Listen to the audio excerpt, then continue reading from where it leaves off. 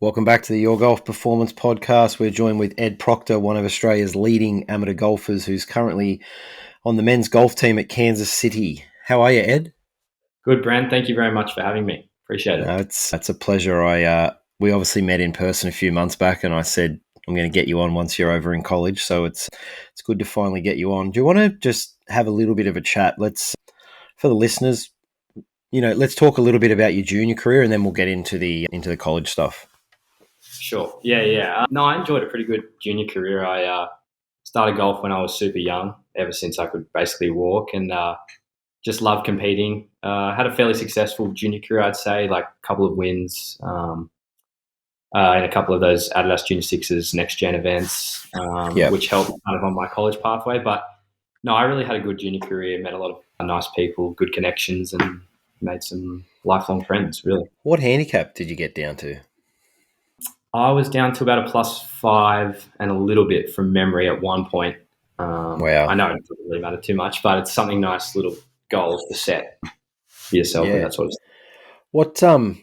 What sort of, how much work were you putting into your golf game as a youngster? Obviously, because you would have had high school to navigate as well. Yeah, I mean, I went to a pretty academic high school, so it was kind of tough to manage your time. I was probably putting in anywhere from kind of as soon as school finished at about 3:30, I'd get down there as quick as I could and then practice till dark. And then it kind of was homework around the golf for a lot of my high school. But yeah, no, I loved every minute of it. Yeah, okay. And so obviously you find yourself now at Kansas City. Yeah. How'd you get there? Talk us through the recruitment process or, finding yourself there. It's a good question. Yeah. Firstly, to be honest, before I even started looking at colleges, I obviously had a list of dream schools like a lot of other kids, and Kansas City definitely wasn't one that was really on my radar or anything. But no, it was a tricky time getting recruited, I suppose, kind of in that COVID period when coaches couldn't really get over to Australia to see us as much. So spent a lot of time on the social media side of things, kind of marketing myself in a way. And then ended up finding this contact through Reece Dalton and Ewan Porter, our coach JW. And I think we really just got off to a really good relationship. I spoke a few times, and I guess here I am now. So it was just all done sort of via email. Did you have any sort of video chats with him to sort of see if you feel like you gel, or how did all that work? Yeah, I think I was told pretty early on a lot of it should be built around your relationship with your coach. And pretty much ever since he reached out to me, it was all kind of trying to make me feel as welcome as possible. And then later down the line, we jumped on a few video calls with parents as well. And I just felt like it was a really good fit for me, just the way he kind of spoke about his vision for the program, but also just kind of his importance on making his players feel kind of welcome when they came here. What's the adjustment been like? Obviously coming from Sydney all the way over there to Kansas. It'd get pretty cold there through the winter, wouldn't it? Yeah, it's starting to cool down a little bit now. It's getting a couple of those mornings are around 3-4 degrees at the moment. But no, it hasn't been too bad so far. The adjustment, though, in general, it's been different. Like, grown up around the beach, everything's, stone's throw away. But here it's just, it's still got that big city kind of feel to it, which is great, which I love. But there's just like a number of things I've adjusted to. The food in general as well has been a big one. But I just found everyone here is just so welcoming. Like the American people in general have just had a really good time. So they've made me feel like this is a second home. And yeah, love it. They are very, very friendly to anyone with an accent as well. Oh, yeah. I just opened my mouth and then, everyone wants to know your story. How'd you get here? What about the adjustment for golf? Have you different grass types, different, course, I guess, different types of golf over there? Like, how have you adjusted to it? Huge factor. I guess I had a little bit of an idea coming in. I just thought, tour courses, thick rough, fast greens. But actually getting here and basically my first few chip shots out of the rough, I was advancing the ball about 5 feet. It was just like a really different adjustment. Like a lot of the grasses here, we just don't have back home. So playing around with the grinds on my wedges as well was a big factor. And then the golf courses, it's long, it's tough, it's penalizes you for missing. It's everything you want really to better your game, but it's really different to back home in that So sense. when you're saying you're playing around with the grinds on your wedges and that, is that something that you and the team coaches might go through, or how is that? Are they getting you properly fitted, or what's the scenario there? Yeah, so we work with the Titleist guys out here, and I do anyway back home. So coach helped out a little bit at the start, and we just saw that like I carried a four bounce T grind, which I love back home, but I come over here and you get bent grass, which kind of grabs onto your club a little bit more, and zoysia as well. Kind of just didn't work. So we went through a little bit of a fitting sort of process one day when the Titleist guys were out at one of our golf courses, and we just played around with a little bit more bounce, Mm. just to see if we could get the club through the turf a little bit easier, just because of the differences from here to back home. So what'd you end up with? Low bounce K. Oh, sorry. Yeah, low bounce K, I think it was. So still Yeah, like okay. not a great deal of bounce, but that kind of wider sole Yeah. uh, just worked a lot better through the turf because I was just getting stuck going through the into the grain bent grass, which is around all the greens here. We're welcoming a new partner to the Your Golf Performance podcast. This will be a performance analytics partner, Circles, or Draw More Circles as you may know them, the ultimate tool for tracking your golf progress. Whether you're a junior golfer, college player or coach, the everyday club golfer, or a golf professional, Draw More Circles allows you to easily track and analyze your performance like never before. With their innovative performance analytics, you get insights into your game that go far beyond just the scorecard. From strokes gain metrics to detailed reports on every aspect of your play, you can pinpoint exactly where to focus your practice to improve faster. One of the best features that I've found with Circles is the course management tool, which will take your physical data to help you navigate around the course smarter. They're actually taking your stats that you've entered into the system and helping you strategically play a better game of golf. Plus, it's perfect for coaches who want to keep track of their players' development and offer data driven advice. If you can't measure it, you're guessing. The best part is that as you are one of my listeners, you'll get exclusive access to their services through our partnership. These prices are too hot to mention, and I'll need you to email me. My email address is brentdalegolf@gmail.com, or feel free to message me on Instagram at brentdalegolf. We welcome Circles to the team. It's crazy. There's probably some people that are sitting here listening to this chat right now going, what the hell are they talking about, Yeah, right? But yeah, I know that there's guys on tour that will use certain wedges on certain courses, different grasses, different, whatever it is. Most club golfers will have, like the club that I'm at, you've played at before. We've got Kuya grass. It's quite lush. We just sell a whole bunch of high bounce things and people just sure. slide it straight under. But if they took their wedges to a fully, cooch golf course, Hmm. in lies, they struggle with it, right? So it's something that there's another part to performance that a lot of people probably don't understand is having the right clubs Oh exactly yeah. for you. Do the school look after you with that sort of stuff? They're gifts, right? Yeah, it's all kind of helped out by the school, and like our coach will do it at the start of the season and the end of the season. We'll just go through everyone's gear. I know a couple of the guys shifting some lie angles and stuff like that, playing around with that. But yeah, as you said, that gear side's just so big, and our coach is huge on just saving shots where we can, like even Mm, like half a shot, and just having the right gear for the right conditions is just such a big benefit that people kind of, as you said, overlook a lot of. yeah. So talk us through how many events you've played so far this year. Yeah, so I've been lucky enough to play all five, which is, I mean, one of the reasons I came here just as a freshman. It's not normal. I mean, it's normal if you're a really good player, but to Which you play are. yeah, all of the events in the fall. So I've played all five, and I've got to see some like awesome places so far. Yeah, I think that's one thing that parents miss is they want their kids to go to a great program or a great school, but there could be 9 or 10 kids on that squad and 5 get to go play and the other 5 are basically sitting around at the school the yeah, whole time and they never get any game time. So was that part of your tactic was I want to ensure I'm always getting a start? yeah. That was a big part of it. I just think coming to college, you kind of want that experience in and of itself to just be playing and competing against the best guys. And like you can look at it in advance. Like we have a great schedule. We play against some great schools. I think we'll touch on it later, but we played against like Oklahoma, who were the number two in the country last week. But yeah, if you can, I think a lot of people have their eyes set like on that dream school, which is great.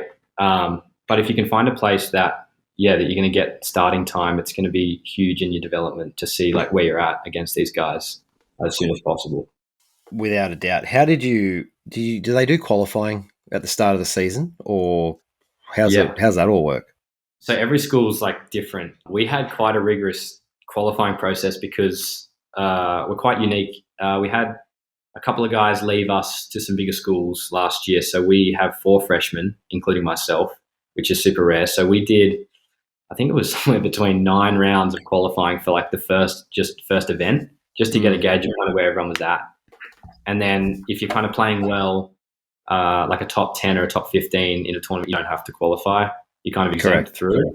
Yeah. Otherwise, they'll squeeze in between travel weeks, maybe 2-3 rounds if they want to qualify some guys just to see if some things have changed back home, or they want to see a bit more of someone who was struggling a little bit on the road. I think that's just, it's why I do these pods. It's to help educate. And I know firsthand, I think I missed 3 or 4 events by qualifying by 1 shot. You're not that far away. No. And, and then the guys would make the team, and then they might have all had a top 10. They go out and blitz the second event and no one gets to qualify for the third one. Or it's pretty, finding the right school for your level of golf is so important. And there's been plenty of people that have, gone to college and not played an event. Yeah. Yeah, very true. Yeah. So how are you feeling like your results are coming along? As I said, that adjustment, I kind of struggled with that adjustment a little bit to the golf courses. And I think I was a little bit overwhelmed early on, just like against some of the guys you come up against. You see them almost, you could almost say on TV, like with the exposure some of these guys get. So I think, it wasn't my best full season results wise. I had a couple of good rounds sprinkled in there, but I think I really grew in kind of my understanding about like how to approach the tournaments, like how to prepare, like, taking those practice rounds really seriously. And then you got to be ready from, those 36 hole days, you got to be ready to compete from the start. So just adjusting to all that, I think that's what I mean when I say playing in the fall season all 5 times is such a huge benefit, because when you go into the spring, which is the season that really counts, you've got guys that are ready to go. So I think that benefited me hugely. Yeah, you've got like a full semester up your sleeve now, and the experience is there. So, you guys can get, does your school regularly maybe make nationals or that sort of stuff? How's that go for you? Yeah, so we're back-to-back defending conference champions. So we've been to the NCAA regionals for the last 2 years, and then multiple times before that. So that's kind of where we've been at. Obviously our coach looking to push for a better finish at regionals and try, give nationals a run. But our main goal is just to defend that conference title this year and then see what we can do at regionals. No one expects a great deal from us, ranked around 100 or whatever, but we've got goals in place that we think we can achieve come the end of the year. I can see that logo on your shirt. Did you go there because it's a kangaroo? Yeah, it's a funny story actually. How did they end up with kangaroo as their team mascot? Yeah, we're one of, I think, 2 in the entire country that are kangaroos.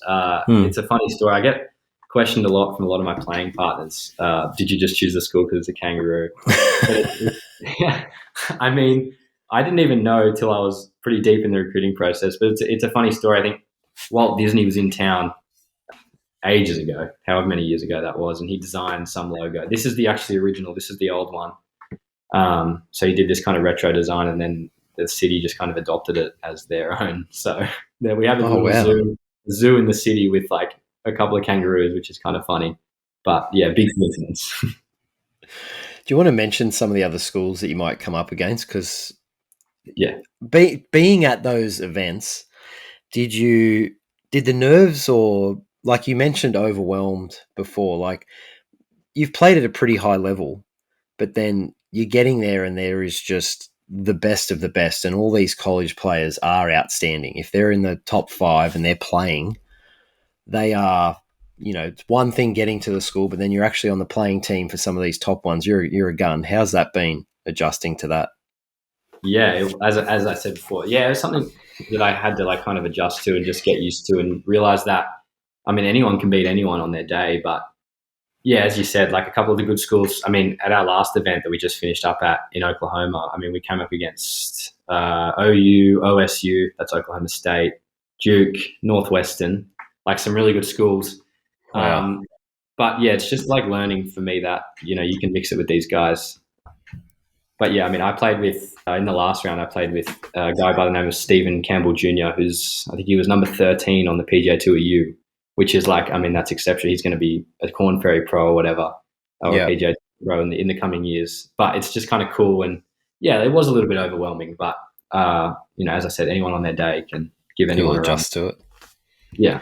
What are the facilities like at the place? How many golf courses do you get to play at, and yeah, practice Yeah, stuff?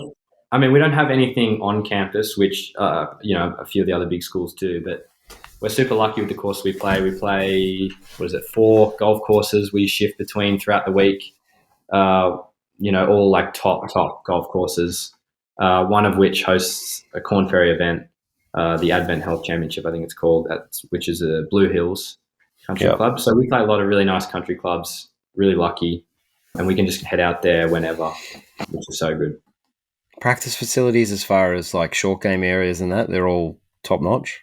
Yeah, all, you know, wedge areas back to about 100 yards, grass ranges, Pro V1s on the range, pretty much everything you need. Big It's just putting a green. different world over there to here, Oh isn't yeah, it? yeah. The country club vibe over here is just, it's super different. Like they just invest big money. I mean, you were at, one of the most prestigious clubs. You were a member at Royal Sydney, right? Sure. Yeah. And does it feel like nothing compared to some of these golf courses? Yeah, no shade at Royal Sydney, obviously, but yeah, in a way, it Yeah. does. It really does. Like just the size of everything. I think that's the whole country in general. Like they just do everything on such a big scale. Like it's Yeah. just such a place for opportunity. Like that's Mm. what I've noticed. Hey guys, if you're struggling with your ball striking, I want you to head to golfperformancestore.com.au and look up this new product called the Pro Sender. It's a great key to educating your hands and wrists for a pro level swing. It's got a unique 3-in-1 design. The versatile tool helps you build better hand-eye coordination. It improves your ball striking, and you can nail those perfect swing positions that everyone's looking for. Get the Pro Sender today at golfperformancestore.com.au. Use the code YGP20 for a hefty 20% off at checkout. Let's talk about sort of the, I guess, external providers that the school might have, which is, your fitness, mental. Is there any other sort of stuff that they're doing there to try to help get you guys as best as you can? Yeah, I think that's one of the coolest things that I noticed when I came over here is that was hard to like even understand. Like everything that the school provides is like for the student athletes, like in our kind of own realm. So we have, I mean, we have our own fitness coach that we work with in the gym 3 times a week. We've got access to nutritionists. We can work with a psychologist, and then we have a whole sports kind of training room where me and a couple of the guys have been spending a lot of time in the ice baths and the compression boots and doing everything we can to just kind of get our bodies right with how much we travel. So that's been really cool. Are you seeing any benefits to the ice baths and that sort of stuff? I mean, yeah, I think so. I think so. I think it's kind of just like feeling like you're doing the right things to be prepared.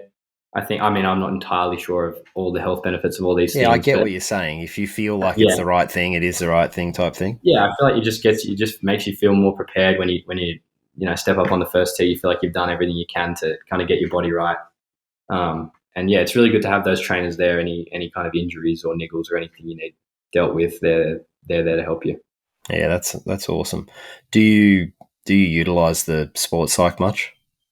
Yeah, a little bit. I think a couple of guys are going to do some work over the off season, but I've heard that she's really good. I haven't done What any work. what what do you think that you could use her for to improve yourself? Is there anything you feel like you lack on the golf course or outside of golf?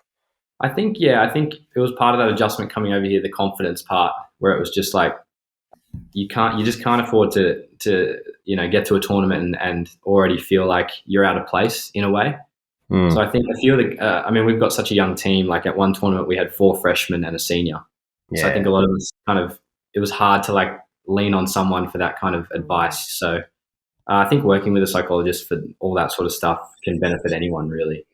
So you would have gone from being a big fish in a little pond over here, and all Sure. of a sudden, you're a little fish in probably not even a big pond. It's big ocean over there now, Yeah, right? Like yeah, that's where you'd be standing, probably rocking up to an event, going, "Holy cow, I've seen that yeah, guy before." Or yeah, yeah, yeah. I get it. What's a normal week look like for you guys at like let's say when you're not traveling, so just when you're at school? Yeah, so not traveling, I'd say, typical day, we'd have weights in the morning at 7 a.m. We'd be in there for about an hour and a half. You might do a little bit of recovery after the weights in the sports room. Head to class at about 9-ish, kind of whatever your schedule is. Then maybe you'll have another class at 11 to 12. Head to lunch with a few of the guys, and then pretty much every day after lunch, we're out practicing. I think we have a designated number of hours that we do have to like abide by, but yeah, a lot of us stay With out the there. coach there, right? It's like 20 hours maximum Yeah, with the with the coach coach. there, Yeah. and then a couple of us, a couple of guys will stay, do some extra work if they want to. But yeah, we'll do a team practice out there, or we might qualify that week, come home, do some homework, eat dinner, and then rinse and repeat, basically. Your golf ball is the most technologically advanced, or it's not. Your golf ball is either the most consistent, or it's not. It's the most trusted, or it's not. The fact is, it's either Titleist, the best performing golf ball in the world, or it's not. Prove it for yourself. Titleist, the #1 ball in golf. What will you play? And then when you're traveling for a tournament, are you guys generally just getting there? Like, is it one day before for a practice round, or how's it structured for tournament weeks? Yeah, so it depends just on like how far it is. So if we were to fly, I think let's say the tournament starts on a Monday, we'll fly in on a Saturday. Yeah. We can get to the course. We'll do a little bit of chipping and putting work just to get used to the grass and the green speed. Practice round Sunday.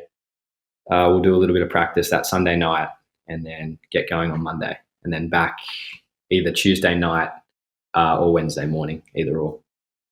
So, right, you've obviously we've touched on the whole adjustment period from different grass types and different course types. How do you feel your game? Did you have a swing coach or a coach over here? I don't know. That was another part of it. I'd never been coached before, so that was another part of the adjustment as well that I didn't mention. But yeah, I'd never had a coach. You never had a coach, and you got to +5. Yeah, I think quite a rare case. All right, we're going to cut this out because coaches Yeah, around the world won't want to hear that. No, I'm no, kidding. they might want to hear that. Yeah. How were you just naturally good at other sports as well? Yeah, I mean, I played like pretty much every sport I could growing up. I'd say I had And you were decent hand. decent at. I mean, yeah, I played pretty high level Australian rules football and then cricket as well.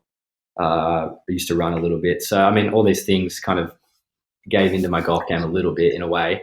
And then basically, I'd just either dad or granddad would help me out at the range, and then video my swing, and then I'd compare it to like Adam Scott, Tiger Woods, all the good golfers, and that's kind of how I did it. Who taught you to play golf though? I'd say dad and granddad, both of them. But like, who taught you how to shoot 65? Well, Who? I'm not sure. I don't know how I ended up there. Wow, I've always just loved that's to own. Yeah, just how I've been. so. My question was, how are you going finding the adjustment with your coach not being by your side anymore, but you've never had one beside you. So I'll reroute the question. Yeah, How are sure. you going over there? Because I guess my coaching brain's ticking now, but like, No, I guess if you played bad here, you probably wouldn't stress that much about it because it's not like, oh, I'm not doing what my coach told me. It's just like, well, it's golf. I had a shit yeah, day. yeah. So now you get over there and you've got teammates and you have a bad round. Are you finding it like, is the coach trying to come in and go, hey, we need to change this in your swing or that in your swing? Has there been any input that way or not? A little bit. We talked about it at a couple of events. I mean, coach likes my swing and doesn't. I mean, we don't want to change too much, and I kind of said that to him. I've always been given that advice from people, like, don't let anyone change your swing. I mean, not to say mine's perfect, but I've just always had that clear head. And then, I mean, coach, yeah, we'll work a little bit on the off season. Like, he's got some good ideas with some things, but you kind of get enough time off that you can just start to feel a few things. And if, I like something, then I'll, take that ownership and implement it to my game. And if I don't, I've told him I'll let him know, and we'll ignore that and move on to the next thing. So this question's not on the script, but how do you play golf then? So when you go to the range to hit balls, right, this is going to be two parts to this question. When you go to the range to hit balls, is that just literally just to get your striking back on? You're not thinking about, or maybe you are thinking about things. It's just your own advice though, right? Yeah, I mean, I like either a technical session or just a playing session, I call it. Like, a technical one is I'll get the tripod out, I'll have a look at my swing, see my positions, all that stuff. I don't spend a great deal of time doing that. My playing ones are more trying to create scenarios on the course. Like, I like a goalpost for the driver, and then I do a drill with my irons where it's Wyndham Clark's drill. You put the alignment stick down in front of the ball and then kind of at a 45-degree angle, and then you're basically just starting fades left of it and draws right of it. So that's kind of how I've always. What about when you go play golf and you've got your yardage, you've got the wind, you know what club you've got to hit? What are you doing walking into the ball, or what are you doing prior to hitting? Yeah, I mean, I'm a huge feel guy, obviously. So, I mean, I'm not thinking about I like just pick a nice target, pick a good target where if I miss, like, I'm going to miss in the right spots. That's what we've talked about a lot this year as well since I've got over here. Just learning my tendencies. Like, if I'm aiming right at a flagstick, like, what's my tendency there if I'm trying to hit a draw or a fade, whatever. But yeah, I don't think a great deal when I step into it. I'm just trying to really lock in on the number. Are you seeing a shot shape that you want, or? Yeah, I'm trying to visualize it in my head, starting here, finishing here.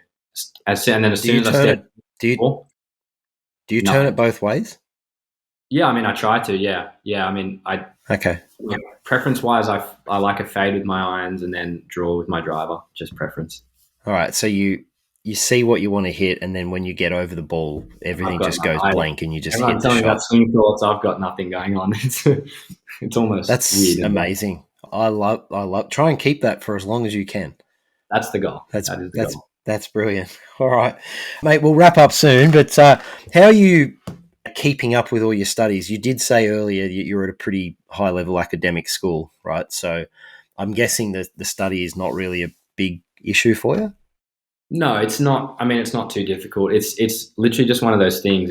It's a time management thing. If you let it get to Sunday night and you haven't finished, 3 tasks, you're going to have some trouble. But if you can convince yourself when you get home from practice that you're not actually that tired and you can just get your homework done, then your weekends are free to play golf, do whatever you like. But yeah, I mean, as long as you don't let it pile up, the study, at least in the first year, hasn't been really of an issue to me. That's amazing. Any cool stories you've got so far from your experiences there? Trying to think cool stories. Not really. I mean, I've just loved like the traveling part of it, just going to see different places. Like, I loved Oregon. We spent a bit of time in Oregon for a tournament over there. It's beautiful there. Oh, I love it. It's pretty close. Oregon felt like Australia to me. Yeah, I was going to say, actually, I do have a good story from Oregon. We were in the team van and one of the guys spotted In-N-Out, which we don't have back here in Kansas City, which is now one of my favorite restaurants. But we went in and we're sitting at a table and I looked over to my left and it was really busy. And there was this guy with no shoes on. And I thought, that's weird. That's like very an Australian thing to do, right? Like, no shoes. Like, I walk around with no shoes back home. And anyway, next thing I know, I've seen on the back of his shirt, he's got the King's School Rugby, which is a school from Sydney. Anyway, long story short, I went up to him and he actually wanted to come and sit at our table after we got done. And I said, yeah, we're going, no worries. And he goes, you're from Australia, aren't you? So out of all of this, I just met a guy that plays rugby for the Oregon State University, which is a crazy story in the middle of nowhere in Oregon. So that's amazing. What's your go-to order at In-N-Out? Oh, I got a lot. I was hungry that day. I think I got 2 double doubles and some chips and like some shake. We were starving after the plane ride. We had a long day. Long day. That's awesome, mate. Mate, thank you so much for coming on. How can people follow your journey on Instagram? Yeah, I'm on Instagram, Ed Procter. I've got my main account, then my golf account there. I also do a little bit on TikTok when I can, if I have some time. But yeah, mostly on Instagram. Perfect. Yeah. All right, mate. Well, good luck for the rest of your college career, and we'll get you back on after you have a win. Yeah, love it. Thanks very much, Brent, for having me on. Enjoyed it. All right, mate. Take care. Thank you.